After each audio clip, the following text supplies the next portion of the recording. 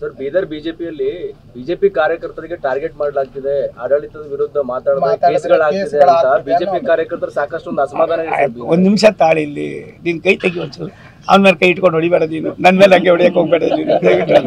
ಇದೇ ಮಾಡೋದು ಅವರು. ನೀನು ಇವಾಗ ನೋಡಿದಲ್ಲ ಹಿಂಗೆ ಇಟ್ಕೊಂಡು ಹಂಗೆ ಅವರು ಮಾಡ್ತಾ ಇರೋದು. ಅವ್ರ ಕೈಲಾಗ್ದವ್ನು ಮೈ ಪರ್ಸ್ಕೊಂಡು ಹಂಗೆ ಅವ್ರ ಕೈಲಿ ಆಡಳಿತ ನಡ್ಸೋಕ್ಕಾಯ್ತಾ ಇಲ್ಲ, ಇನ್ನೊಬ್ಬರ ಮೇಲೆ ಗೋಬೆ ಕೂರಿಸ್ತಾರೆ.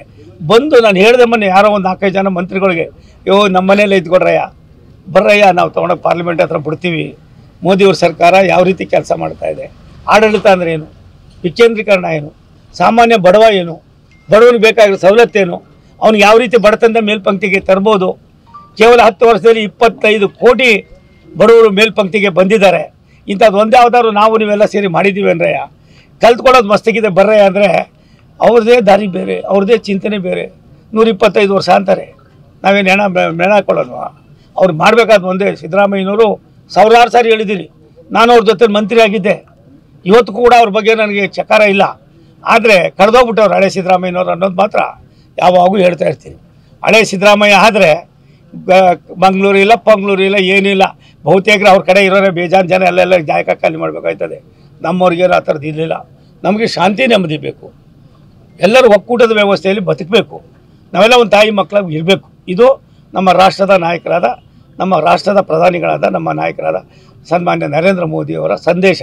ಈ ಸಂದೇಶವನ್ನು ಮಾತ್ರ ನಾವು ಪಾಲನೆ ಮಾಡ್ತೀವಿ, ಅಭಿವೃದ್ಧಿಯತ್ತ ಗಮನ ಹರಿಸ್ತೀವಿ.